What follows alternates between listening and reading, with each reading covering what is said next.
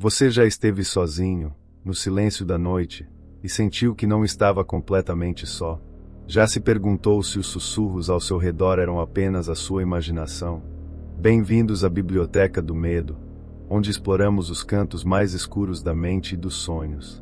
Hoje, o espelho de Mateus revelará mais do que ele jamais quis ver. Era uma noite como qualquer outra. Ou melhor, deveria ter sido. Mateus estava em seu quarto, mergulhando em um livro velho sobre histórias locais de fantasmas, sua recente obsessão. Mas, naquele momento, o que estava prestes a encontrar o levaria a questionar tudo que achava saber sobre o mundo dos vivos e além.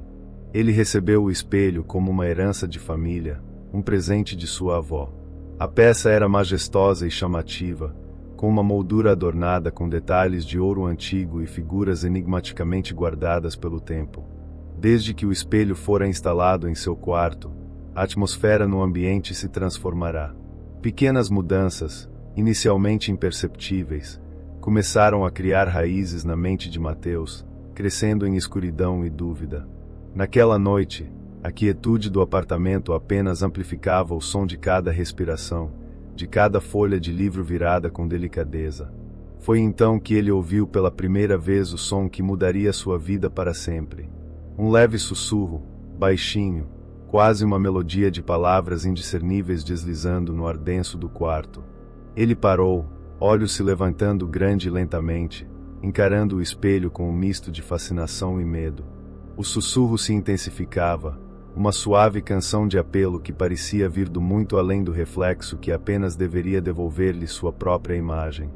Mateus se levantou, hesitante.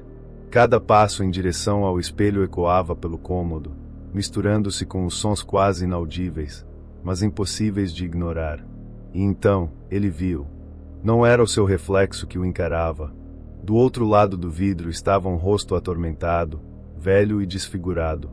Um olhar cheio de angústia e desespero, olhos vazios que fixavam diretamente os dele, implorando silenciosamente para ser libertado. A visão parecia sugar a vida de dentro de Mateus, congelando-o no instante com medo paralisante. As semanas que se seguiram foram um borrão de eventos sobrenaturais para Mateus. O espelho tornou-se um portal para um mundo que ele nunca pedirá para entrar. Todas as noites, os sussurros chamavam por ele, e os contornos do velho refletido tomavam forma, mais nítida e ameaçadora. Com cada tentativa de se comunicar, o espírito transmitia uma sensação de urgência, como se o tempo estivesse por acabar. Determinado a entender o que estava acontecendo, Mateus mergulhou em uma investigação incansável sobre o espelho e seus próprios laços familiares. Ele revirou documentos velhos, visitou arquivos de bibliotecas locais e procurou lendas da comunidade para tentar descobrir como aquilo tudo se encaixava em sua vida. Logo descobriu que o espelho havia pertencido a uma antepassada, uma mulher de nome Elisa, acusada injustamente de bruxaria. Elisa, uma figura envolta em mistério e controvérsia, morrera sob a acusação fatal, mas não antes de selar sua alma no espelho na tentativa de escapar da morte. Disse que ela fora uma defensora das ciências ocultas, uma curandeira que usará suas habilidades para ajudar os necessitados, despertando suspeitas e eventualmente a ira de seus vizinhos. Mateus sentia como se estivesse ligado pelo destino a esse enigma, compelido por uma necessidade incontrolável de fazer justiça. Sua determinação cresceu com cada detalhe novo que descobria, mas a aproximação com as forças sobrenaturais cobrava um preço alto. Ele começou a perder o sono, atormentado não apenas pelos sussurros, mas pelos vislumbres do outro lado do espelho, que distraíam sua mente durante o dia e perturbavam seus sonhos à noite. Durante essas dificuldades, Mateus não estava sozinho em sua jornada. Ele começou a escrever tudo o que vivenciava em um blog anônimo, na esperança de encontrar outros que pudessem compartilhar experiências similares.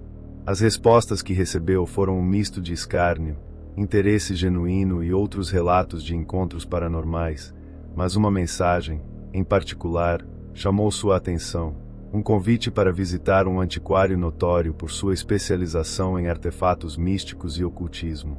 Se você já passou por experiências sobrenaturais como estas, Não hesite em compartilhar nos comentários ou curta para nos ajudar a trazer mais histórias como esta à Biblioteca do Medo.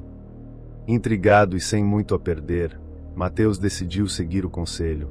O antiquário era um estabelecimento pequeno e pouco iluminado, situado em um beco estreito da cidade, repleto de artefatos estranhos e esquisitos.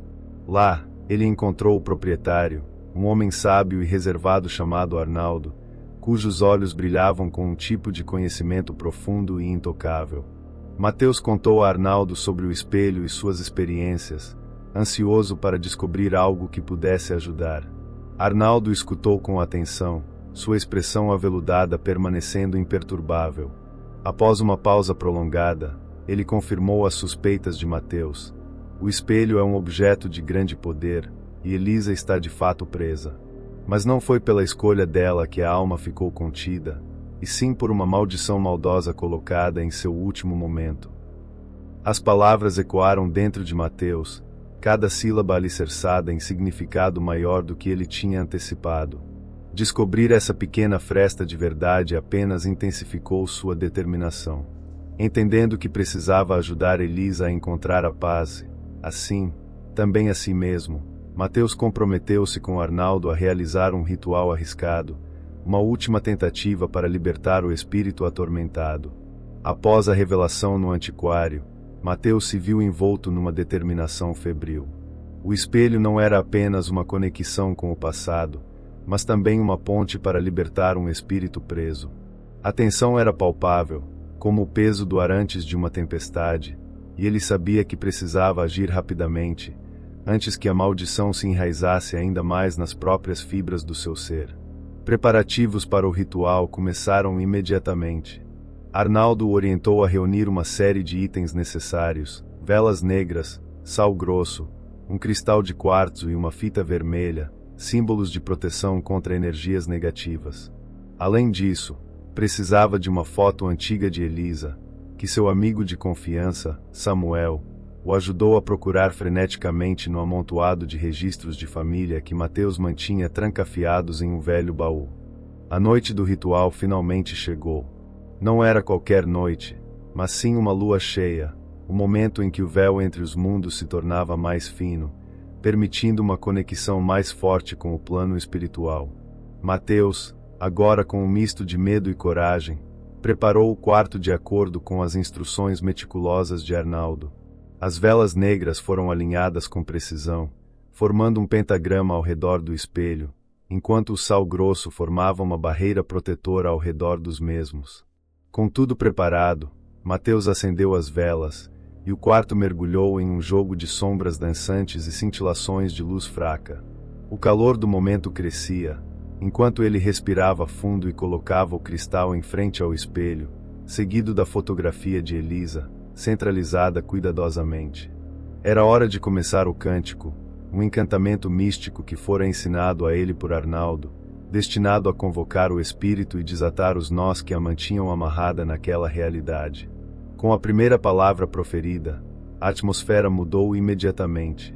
O ambiente parecia respirar com uma vida própria, as chamas das velas tremulando de maneira errática, balançando entre a mortalha da escuridão e a luz. Cada sílaba entoada enviava ondas de energia pelo quarto, reverberando nas paredes e no chão.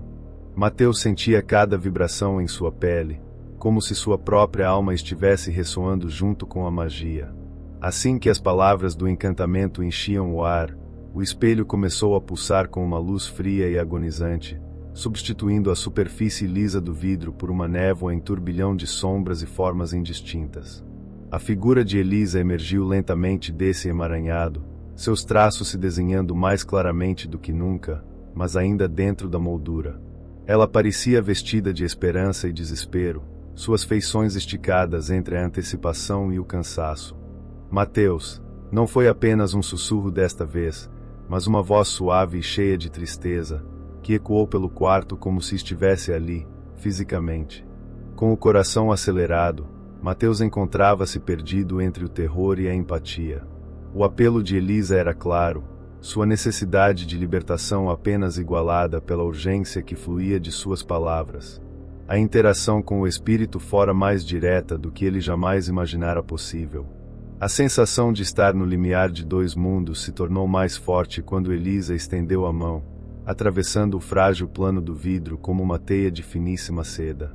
Mateus estendeu sua própria mão, os dedos se aproximando lentamente, até que sentiu o toque gélido e etéreo que atravessou sua pele como uma corrente elétrica. Foi nesse exato momento que o ritual atingiu seu clímax.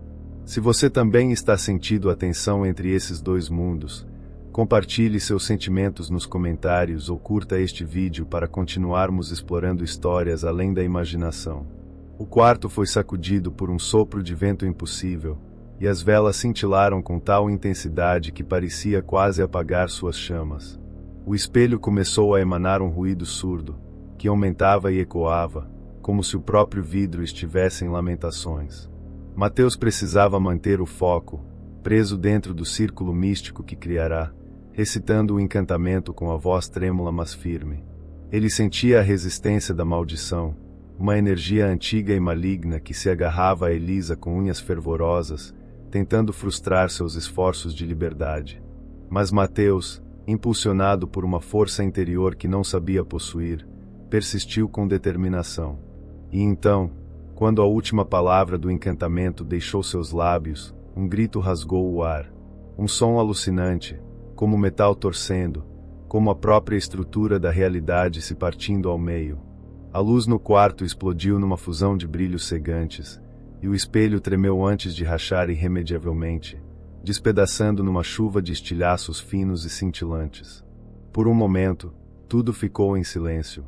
Um tipo de calma se instalou no ar carregado de novos significados.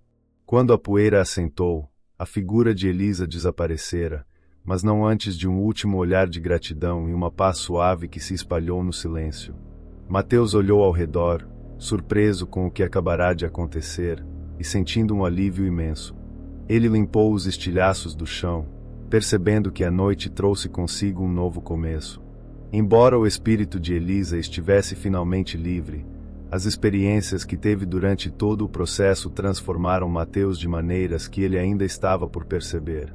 Agora era hora de compartilhar sua história, garantir que outros entendessem o poder e os perigos desconhecidos que podem espreitar em objetos como aquele espelho.